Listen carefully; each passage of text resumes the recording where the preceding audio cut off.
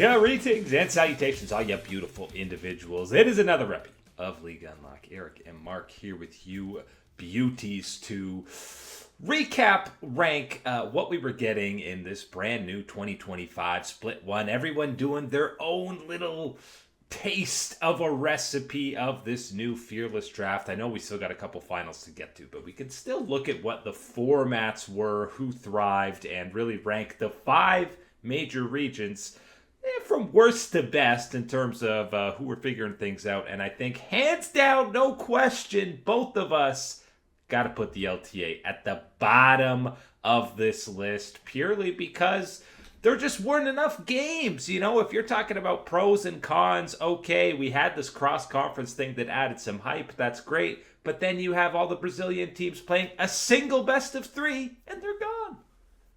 The amount of games in the LTA that you had this split, even if you're one of the top contenders or someone that got eliminated at the very earliest opportunity, is way too low considering what you're going to be having to go up against, even if you're comparing other regions, whatever it is.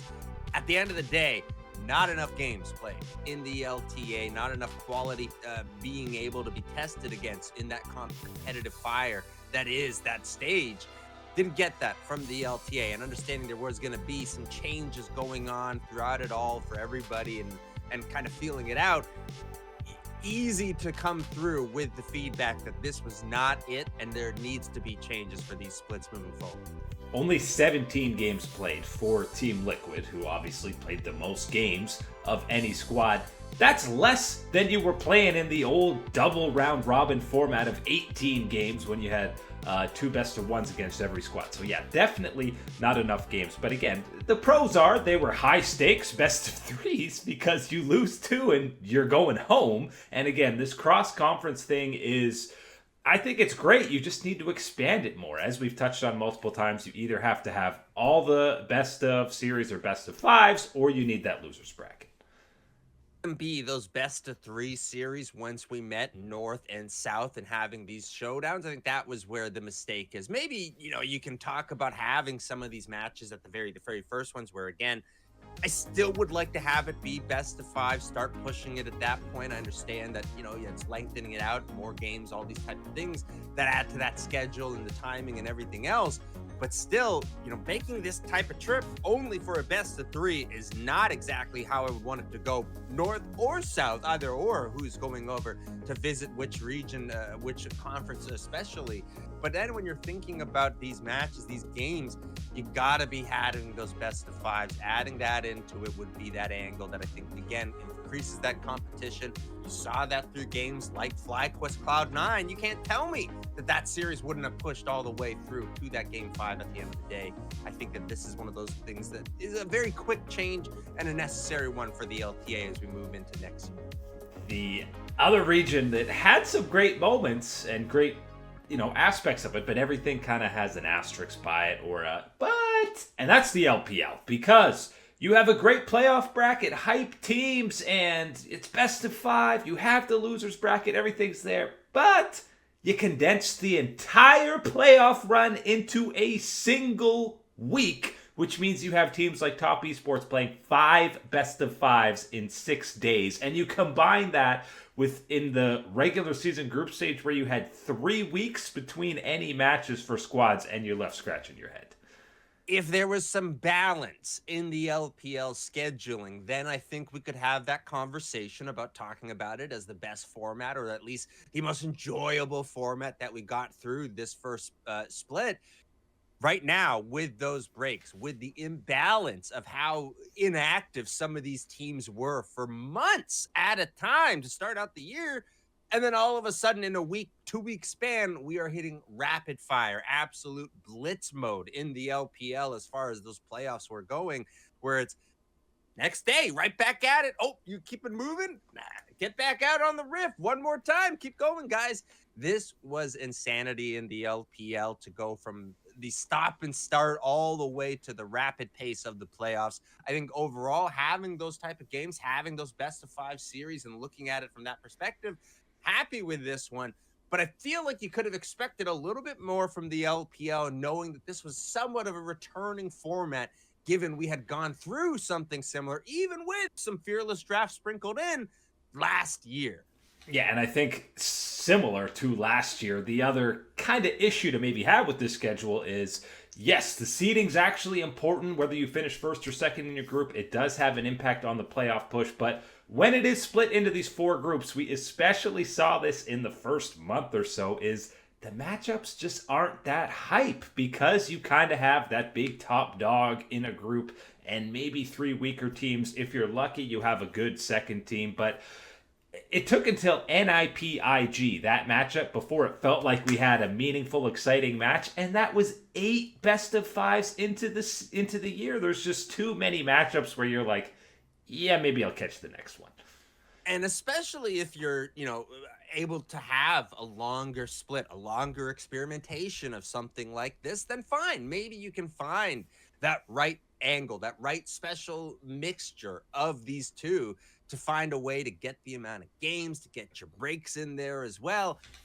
The LPL just didn't find a way to do it. And I think one of these things is if you had more time, the group situation can work out because you can move on from those little groups into something else, get more interaction and everything else. Right now, with the way it is too separate. You're too separate from these other teams, other groups, where you can't get these interesting angles, interesting matchups that we all know you need to see, need to be tested with before we get to these international events. Next up, again, if you look at just one slice of the split, we're talking LEC. If you look purely at the playoffs, you go, great, best of 3s, fearless, losers bracket, extended run with the best of 5s for the semifinals and finals. All looks great. But then you forget about the first round and you go, okay, you're playing best of 1s. Best of 1s to kick off your fearless year is a big no-no because obviously fearless is nothing. And then, of course, the two teams who were eliminated, they never even got to experience fearless mode because they lost in 9 best of 1s.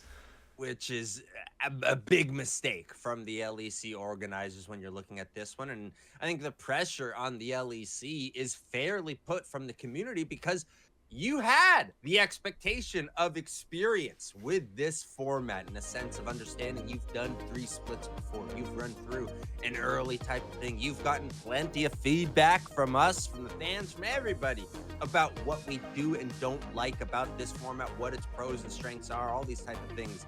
And now we still get a split like this where you're talking about having the mind-boggling choice of saying, yep, we're going fearless, but it's best of 1. So what exactly is fearless in the best of 1 type of situation? And then moving from that, again, you still have some of the issues that we've talked long about with the LEC scheduling and the way that it leads to that lackluster first part of the split until all of a sudden, hey, get your attention. It's that last week or two. We're doing this playoff loser, lower bracket, upper bracket thing, and that's exciting. But it's hard to jump right back into the LEC or to take it as seriously when you know you're struggling through those early couple of weeks. And right out of the gates, boom, 2 people are eliminated. And to be fair, those 2 are certainly 2 that we're not really missing most of the time.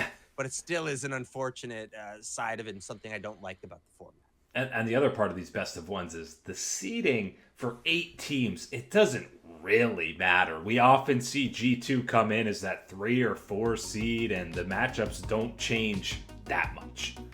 Well, it's this is like the 3rd or 4th playoffs now that we have been under this 3 split type of format running through that early part into then the winner loser bracket, where eventually we end up talking about G2 or Fnatic type of thing. And we've spent every other week talking about, oh man, this team's looking good. They're getting better. Oh, G2's struggling. Can you look? All these type of things only to get the same conclusion. Now, the LEC, I think, it does need to be more proactive in this avenue as far as how they're going to change things, how they're going to listen to feedback from this split, because there is something here, and you certainly can improve and continue to use this as an avenue to have a leg up, an advantage over other regions in international events. The way the LEC has scheduled things out this year was not the way to do so. No.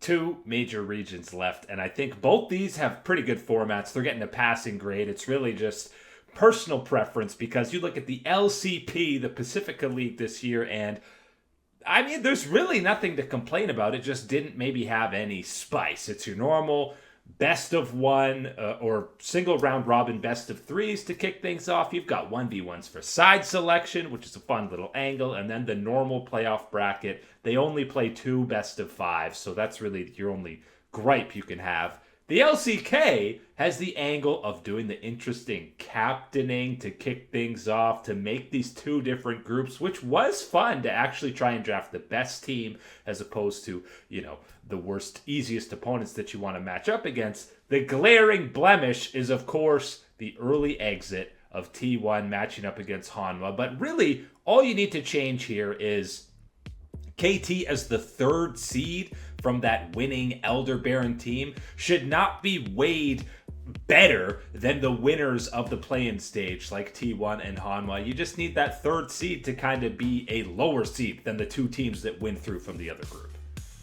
The LTA, LPL, LEC have all felt like some strange twist of an experimental sandwich, right? Only avocados in there with a little hot sauce and then some honey and then, something really nasty thrown in there for the extra twist or something to really spice it up. It didn't work. Nobody liked those bites. Nobody was tasting that type of meal. But when you look over at the LCP, yes, did not have the twists and tangles and spice of all these other regions.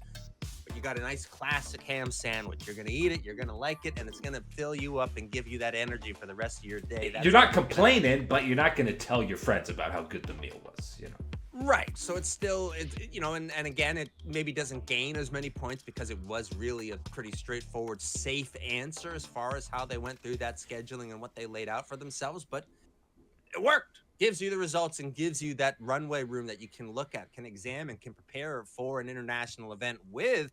And then you step over to the LCK and you got a little bit of that extra slice, a little bit of that flair. It's that ham sandwich with cheese this time. I'll let you pick what cheese you want to throw on the sandwich to your likings and everything else. But with the LCK, you did get that delivery. You did get those matches. You did get the little split up Baron Elder group and how that played out and the motivations for where, you're picking these teams and what they can do. And then you do drop that one mistake, one stain on the t-shirt for the LCK, and that is having the matchup of T1 and Hanwha Life be a possibility that early without the loser bracket protection. I can take the angle. I could buy the conversation from someone telling me that they like that. They like the drama, the stakes that provided in this one, even knowing that cost is going to be one of the elite teams of the LCK taking that back seat for quite a long time. Now, I think individually, personally, and maybe a little bit biased because it is T1, I don't like that. I don't like having them on the sidelines for so long, but I think the matches that we did get, the tests that these teams have gone through and will be prepared for now at this first stand event, I'm very happy with the LCK split. Yeah, and I think you can give a bit of leeway for that early exit because the LCK Cup is kind of the standalone split. Splits 2 and 3, the results carry over. T1 exiting so early isn't going to impact how they start this second split. That is how you qualify for MSI and stuff like that. So the LCK Cup kind of being its own bubble makes you say, okay, having that high stakes T1 Hanwha match was okay, especially now as we head into that next split. So curious to see how T1 matches up against these other teams because, as we've said, they might still be the second best team in the LCK. And they certainly showed the signs that they can be there, and whether that's going to be the eventual conclusion of having Gumayusi return to the lineup, Smash still rolling on through with that starting group, whatever it is, this T1 has shown that they can be that interesting angle. They will be at that elite competition level against what we have in the LCK. And when you've already got a Hanwha Life, a Gen G looking to figure things out, and a D plus Kia that has really improved this year, I think that you've got a heck of a bundle of LCK action to watch. This is just split 1, guys. We could basically do this whole thing for split 2 because they're completely different formats across all of these major regions. So very excited to see how the spice works and doesn't work as we move on through 2025. But the last 2 finals going to wrap up, which means next week we will be previewing all that first stand action. But that is it today for Liga Unlock. Eric and Mark here with you. Absolute beauties. Thanks so much for hanging out. We will catch you on that flippity flip.